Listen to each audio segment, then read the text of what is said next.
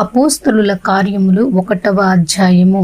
ఓ థెయోఫిలా, యేసు తాను ఏర్పరచుకొనిన అపోస్తలులకు పరిశుద్ధాత్మ ద్వారా ఆజ్ఞాపించిన తరువాత ఆయన పరమునకు చేర్చుకొనబడిన దినము వరకు ఆయన చేయుటకును బోధించుటకును ఆరంభించిన వాటినన్నిటిని గూర్చి నా మొదటి గ్రంథమును రచించితిని.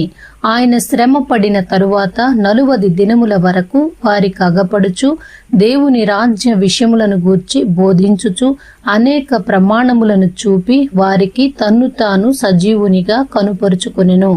ఆయన వారిని కలుసుకొని ఇలాగు ఆజ్ఞాపించెను, మీరు యెరూషలేము నుండి వెళ్ళక నా వలన వినిన తండ్రి యొక్క వాగ్దానము కొరకు కనిపెట్టుడి. యోహాను నీళ్లతో బాప్తిస్మము ఇచ్చెను గాని కొద్ది దినములలోగా మీరు పరిశుద్ధాత్మలో బాప్తిస్మము పొందెదరనెను. కాబట్టి వారు కూడి వచ్చినప్పుడు, ప్రభువా, ఈ కాలమందు ఇజ్రాయేలునకు రాజ్యమును మరలా అనుగ్రహించెదవా అని ఆయనను అడుగగా, ఆయన కాలములను సమయములను తండ్రి తన స్వాధీనమందుంచుకొని ఉన్నాడు, వాటిని తెలుసుకొనుట మీ పని కాదు. అయినను పరిశుద్ధాత్మ మీ మీదికి వచ్చున్నప్పుడు మీరు శక్తి నొందెదరు కనుక మీరు యెరూషలేములోను యూదయ సమరయ దేశముల యందంతటను భూదిగంతముల వరకును నాకు సాక్షులయుందురని వారితో చెప్పెను. ఈ మాటలు చెప్పి వారు చూచుచుండగా ఆయన ఆరోహణమాయెను. అప్పుడు వారి కన్నులకు కనబడకుండా ఒక మేఘము ఆయనను కొనిపోయెను. ఆయన వెళ్ళుచుండగా వారు ఆకాశము వైపు తేరి చూచుచుండిరి. ఇదిగో, తెల్లని వస్త్రములు ధరించుకొనిన 2 మనుష్యులు వారి యొద్ద నిలిచి, గలిలయ మనుష్యులారా, మీరెందుకు నిలిచి ఆకాశము వైపు చూచుచున్నారు? మీ యొద్ద నుండి పరలోకమునకు చేర్చుకొనబడిన ఈ యేసే ఏ రీతిగా పరలోకమునకు వెళ్ళుట మీరు చూచితిరో ఆ రీతిగానే ఆయన తిరిగి వచ్చునని వారితో చెప్పిరి. అప్పుడు వారు ఒలీవల వనమనబడిన కొండ నుండి యెరూషలేమునకు తిరిగి వెళ్ళిరి. ఆ కొండ యెరూషలేమునకు విశ్రాంతి దినమున నడవదగినంత సమీపమున ఉన్నది. వారు పట్టణములో ప్రవేశించి తాము బస చేయుచుండిన మేడ గదిలోనికి ఎక్కిపోయిరి.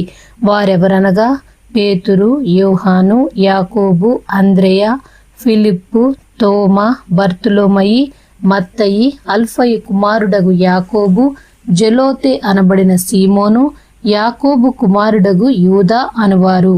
వీరందరును వీరితో కూడా కొందరు స్త్రీలును యేసు తల్లి అయిన మరియయు ఆయన సహోదరులను ఏక మనస్సుతో ఎడతెగక ప్రార్థన చేయుచుండిరి. ఆ కాలమందు ఇంచుమించు 120 మంది సహోదరులు కూడియుండగా పేతురు వారి మధ్య నిలిచి ఇట్లనెను, సహోదరులారా, యేసును పట్టుకొనిన వారికి త్రోవ చూపిన యూదాను గూర్చి పరిశుద్ధాత్మ దావీదు ద్వారా పూర్వము పలికిన లేఖనము నెరవేరవలసి ఉండెను. అతడు మనలో ఒకడుగా ఎంచబడిన వాడై ఈ పరిచర్యలో పాలు పొందెను. ఈ యూదా ద్రోహము వలన సంపాదించిన రూకలనిచ్చి ఒక పొలము కొనెను. అతడు తల క్రిందుగా పడి నడిమికి బద్దలైనందున అతని పేగులన్నీయు బయటికి వచ్చెను. ఈ సంగతి యెరూషలేములో కాపురమున్న వారికందరికీ తెలియవచ్చెను గనక వారి భాషలో ఆ పొలము అకెల్దమా అనబడి ఉన్నది. దానికి రక్త భూమి అని అర్థము. ఇందుకు ప్రమాణముగా అతని ఇల్లు పాడైపోవునుగాక, దానిలో ఎవడునూ కాపురముండకపోవునుగాక, అతని ఉద్యోగము వేరొకడు తీసుకొనుగాక అని కీర్తనల గ్రంథములో వ్రాయబడి ఉన్నది. కాబట్టి యోహాను బాప్తిస్మమిచ్చినది మొదలుకొని ప్రభువైన యేసు మన యొద్ద నుండి పరమునకు చేర్చుకొనబడిన దినము వరకు ఆయన మన మధ్య సంచరించుచుండిన కాలమంతయు మనతో కలిసియున్న వీరిలో ఒకడు మనతో కూడా ఆయన పునరుద్ధానమును గూర్చి సాక్షి అయి ఉండుట ఆవశ్యకమని చెప్పెను. అప్పుడు వారు యూస్తు అను మారుపేరు గల బర్సబ్బా అనబడిన యోసేపు, మత్తీయ అను 2 నిలువబెట్టి ఇట్లని ప్రార్థన చేసిరి, అందరి హృదయములను ఎరిగి ఉన్న ప్రభువా, తన చోటికి పోవుటకు యూదా తప్పిపోయి పోగొట్టుకొనిన ఈ పరిచర్యలోను అపోస్తలత్వములోను పాలు పొందుటకు వీరిద్దరిలో నీవు ఏర్పరచుకొనిన వానిని కనపరచుమనిరి. అంతటా వారు వీరిని గూర్చి చీట్లు వేయగా మత్తీయ పేరిట చీటీ వచ్చెను గనక అతడు 11 మంది అపోస్తులతో కూడా లెక్కింపబడెను. రెండవ అధ్యాయము. పెంతుకోస్తను పండుగ దినము వచ్చినప్పుడు అందరూ ఒకచోట కూడి ఉండిరి. అప్పుడు వేగముగా వీచు బలమైన గాలి వంటి ఒక ధ్వని ఆకాశము నుండి అకస్మాత్తుగా వారు కూర్చుండియున్న ఇల్లంతయు నిండెను. మరియు అగ్ని జ్వాలల వంటి నాలుకలు విభాగింపబడినట్టుగా వారికి కనపడి వారిలో ఒక్కొక్కని మీద వ్రాలగా అందరూ పరిశుద్ధాత్మతో నిండిన వారై ఆ ఆత్మ వారికి వాక్శక్తి అనుగ్రహించిన కొలది అన్య భాషలతో మాటలాడసాగిరి. ఆ కాలమున ఆకాశము క్రింద నుండి ప్రతి జనములో నుండి వచ్చిన భక్తిగల యూదులు యెరూషలేములో కాపురముండిరి. ఈ శబ్దము కలుగగా జనులు గుంపులుగా కూడివచ్చి ప్రతి మనుష్యుడు తన తన స్వభాషతో వారు మాటలాడుట విని కలవరపడిరి. అంతటా అందరూ విభ్రాంతి నొంది ఆశ్చర్యపడి, ఇదిగో మాటలాడుచున్న వీరందరూ గలిలయులు కారా? మనలో ప్రతివాడు తాను పుట్టిన దేశపు భాషతో వీరు మాటలాడుట మనము వినుచున్నామే. ఇదేమి? పార్తీయులు, మాదీయులు, ఏలామీయులు, మెసొపొతమియా, యూదయ, కప్పదొకియా, పొంతు, ఆసియా, ఫ్రుగియా, పంపులియా, ఐగుప్తు అను దేశముల యందలివారు, కురేనే దగ్గర లిబియా ప్రాంతముల యందు కాపురమున్నవారు, రోమా నుండి పరవాసులుగా వచ్చినవారు, యూదులు, యూదా మత ప్రవిష్టులు, క్రేతీయులు, అరబీయులు మొదలైన మనమందరమును వీరు మన భాషలతో దేవుని గొప్ప కార్యములను వివరించుట వినుచున్నామని చెప్పుకొనిరి. అందరూ విభ్రాంతి నుండి ఎటూ తోచక ఇదేమగును అని ఒకనితో ఒకడు చెప్పుకొనిరి. కొందరైతే వీరు క్రొత్త మద్యముతో నిండి ఉన్నారని అపహాస్యము చేసిరి.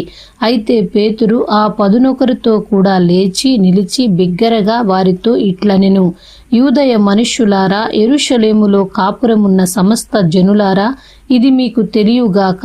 చెవియొగ్గి నా మాటలు వినుడి. మీరు ఊహించున్నట్టు వీరు మత్తులు కారు, ప్రొద్దు పొడిచి జామైనా కాలేదు. యోవేలు ప్రవక్త ద్వారా చెప్పబడిన సంగతి ఇదే.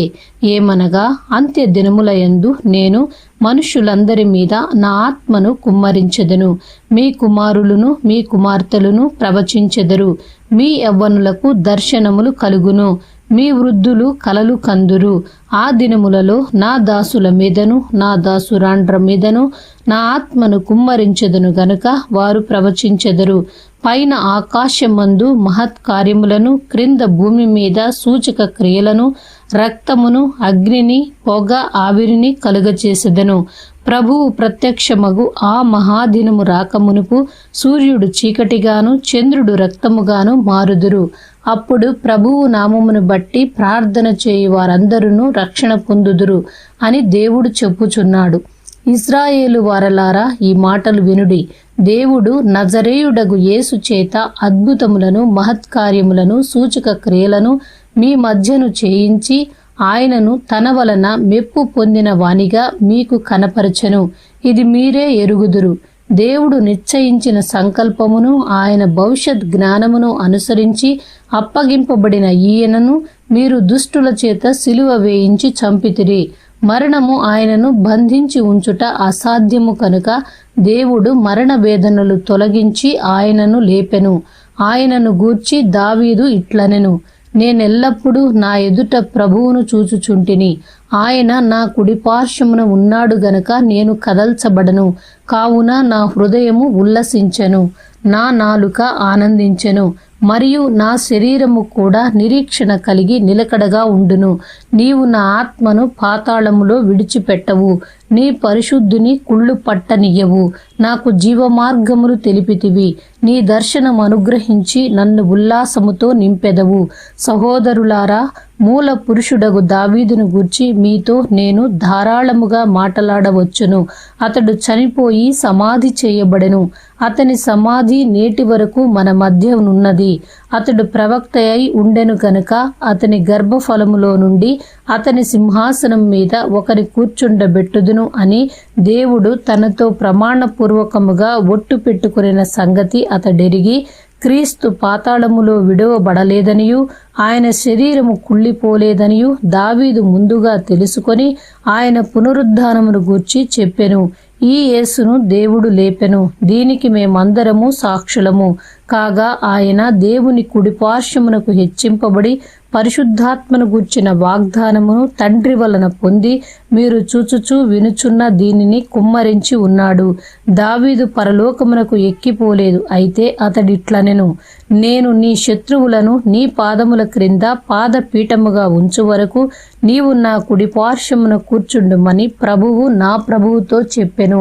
మీరు సిలువ వేసిన ఈ యేసునే దేవుడు ప్రభువుగాను క్రీస్తుగాను నియమించెను. ఇది ఇజ్రాయేలు వంశమంతయు రూఢిగా తెలుసుకొనవలనని చెప్పెను. వారు ఈ మాట విని హృదయములో నొచ్చుకొని, సహోదరులారా, మేమేమి చేతుమని పేతురును కడమ అపోస్తులను అడుగగా, పేతురు, మీరు మారు మనసు పొంది పాప క్షమాపణ నిమిత్తము ప్రతివాడు యేసు క్రీస్తు నామమున బాప్తిస్మము పొందుడి, అప్పుడు మీరు పరిశుద్ధాత్మ అను వరము పొందుదురు. ఈ వాగ్దానము మీకును మీ పిల్లలకును దూరస్తులందరికీ, అనగా ప్రభువైన మన దేవుడు తన యొద్దకు పిలిచిన వారికందరికీ చెందునని వారితో చెప్పెను. ఇంకను అనేక విధములైన మాటలతో సాక్ష్యమిచ్చి, మీరు మూర్ఖులకు ఈ తరము వారికి వేరై రక్షణ పొందుడని వారిని హెచ్చరించెను. కాబట్టి అతని వాక్యము అంగీకరించిన వారు బాప్తిస్మము పొందిరి. ఆ దినమందు ఇంచుమించు 3,000 మంది చేర్చబడిరి. వీరు అపోస్తలుల బోధయందును, సహవాసమందును, రొట్టె విరుచుటయందును, ప్రార్థన చేయుటయందును ఎడతెగక ఉండిరి. అప్పుడు ప్రతి వానికిని భయము కలిగెను. మరియు అనేక మహత్కార్యములను సూచక క్రియలను అపోస్తలుల ద్వారా జరిగెను. విశ్వసించిన వారందరూ ఏకముగా కూడి తమకు కలిగినదంతయు సమష్టిగా ఉంచుకొనిరి. ఇదియుగాక వారు తమ చర స్థిరాస్తులను అమ్మి అందరికిని వారి వారి అక్కర కొలది పంచిపెట్టిరి. మరియు వారేక మనస్కులై ప్రతిదినము దేవాలయములు తప్పక కూడుకొనుచు, ఇంటింట రొట్టె విరుచుచు, దేవుని స్తుతించుచు, ప్రజలందరి వలన దయ పొందిన వారై ఆనందముతోనూ నిష్కపటమైన హృదయముతోనూ ఆహారము పుచ్చుకొనుచుండిరి. మరియు ప్రభువు రక్షణ పొందుచున్న వారిని అనుదినము వారితో చేర్చుచుండెను. 3వ అధ్యాయము. పగలు 3 గంటలకు ప్రార్థనా కాలమున పేతురును యోహానును దేవాలయమునకు ఎక్కి వెళ్ళుచుండగా, పుట్టినది మొదలుకొని కుంటివాడైన ఒక మనుష్యుడు మోసుకొని పోబడుచుండెను.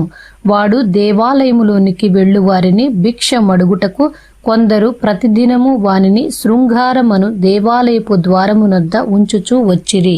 పేతురును యోహానును దేవాలయములో ప్రవేశింపబోవున్నప్పుడు వాడు చూచి భిక్షమడుగగా, పేతురును యోహానును వానిని తేరి చూచి, మా తట్టు చూడుమనిరి. వాడు వారి యొద్ద ఏమైనా దొరుకునని కనిపెట్టుచు వారి యందు లక్ష్యముంచెను. అంతట పేతురు, వెండి బంగారములు నా యొద్ద లేవు, కాని నాకు కలిగినదే నీకిచ్చుచున్నాను. నజరేయుడైన యేసు క్రీస్తు నామమున నడువుమని చెప్పి వాని కుడి చెయ్యి పట్టుకొని లేవనెత్తెను. వెంటనే వాని పాదములను చీలమండలను బలము పొందెను. వాడు దిగ్గున లేచి నిలిచి నడిచెను. నడుచుచు గంతులు వేయుచు దేవుణ్ణి స్తుతించుచు వారితో కూడా దేవాలయములోనికి వెళ్ళెను. వాడు నడుచుచు దేవుని స్తుతించుట ప్రజలందరూ చూచి, శృంగారమను దేవాలయపు ద్వారమునొద్ద భిక్షము కొరకు కూర్చుండిన వాడు వీడే అని గుర్తెరిగి వానికి జరిగిన దానిని చూచి విస్మయముతో నిండి పరవశులైరి. వాడు పేతురును యోహానును పట్టుకొని ఉండగా ప్రజలందరూ విస్మయముంది సొలొమోను దను మంటపములో ఉన్న వారి యొద్దకు గుంపుగా పరిగెత్తి వచ్చిరి. పేతురు దీనిని చూచి ప్రజలతో ఇట్లనెను, ఇశ్రాయేలీయులారా, మీరు వీని విషయమై ఎందుకు ఆశ్చర్యపడుచున్నారు? మా సొంత శక్తి చేతనైనను భక్తి చేతనైనను నడువను వీనికి బలమిచ్చినట్టుగా మీరెందుకు మా తట్టు తేరి చూచుచున్నారు? అబ్రహాము, ఇస్సాకు, యాకోబు అనువారి దేవుడు, అనగా మన పితరుల దేవుడు తన సేవకుడైన యేసును మహిమపరచియున్నాడు. మీరాయనను అప్పగించితిరి. పిలాతు ఆయనను విడుదల చేయుటకు నిశ్చయించినప్పుడు మీరు అతని ఎదుట ఆయనను నిరాకరించితిరి. మీరు పరిశుద్ధుడును నీతిమంతుడునైన వానిని నిరాకరించి నరహంతకుడైన మనుష్యుని మీకు అనుగ్రహింపుమని అడిగితిరి. మీరు జీవాధిపతిని చంపితిరి, కాని దేవుడు ఆయనను మృతులలో నుండి లేపెను. అందుకు మేము సాక్షులము. ఆయన నామమందలి విశ్వాసము మూలముగా ఆయన నామమే మీరు చూచి ఎరిగియున్న వీనిని బలపరచెను. ఆయన వలన కలిగిన విశ్వాసమే మీ అందరి ఎదుట వీనికి ఈ పూర్ణ స్వస్థత కలుగచేసెను. సహోదరులారా, మీరును మీ అధికారులను తెలియక చేసితిరని నాకు తెలియను. అయితే దేవుడు తన క్రీస్తు శ్రమపడునని సమస్త ప్రవక్తల నోట ముందుగా ప్రచురపరిచిన విషయములను ఇలాగు నెరవేర్చెను. ప్రభువు సముఖము నుండి విశ్రాంతి కాలములు వచ్చునట్లును మీ కొరకు నియమించిన క్రీస్తు యేసును ఆయన పంపునట్లును మీ పాపములు తుడిచివేయబడు నిమిత్తము మారు మనసు నుండి తిరుగుడి. అన్నిటికీ కుదురుబాటు కాలములు వచ్చునని దేవుడు ఆది నుండి తన పరిశుద్ధ ప్రవక్తల నోట పలికించెను. అంతవరకు యేసు పరలోక నివాసి అయి ఉండుట ఆవశ్యకము. మోషే ఇట్లనెను, ప్రభువైన దేవుడు నా వంటి ఒక ప్రవక్తను మీ సహోదరులలో నుండి మీ కొరకు పుట్టించును. ఆయన మీతో ఏమి చెప్పినను అన్ని విషయములలో మీరాయన మాట వినవలెను. ఆ ప్రవక్త మాట విననివాడు ప్రజలలో ఉండకుండా సర్వనాశనమగుననెను. మరియు సమూయేలు మొదలుకొని ఎందరు ప్రవక్తలు ప్రవచించిరో వారందరూ ఈ దినమును గూర్చి ప్రకటించిరి. ఆ ప్రవక్తలకును దేవుడు అబ్రాహాముతో నీ సంతానమందు భూలోక వంశములన్నీయు ఆశీర్వదింపబడునని చెప్పి మీ పితరులతో చేసిన నిబంధనకును మీరు వారసులై ఉన్నారు. దేవుడు తన సేవకుని పుట్టించి మీలో ప్రతి వానిని వాని దుష్టత్వము నుండి మళ్లించుట వలన మిమ్మును ఆశీర్వదించుటకు ఆయనను మొదట మీ యొద్దకు పంపెనని చెప్పెను. ఆమేన్.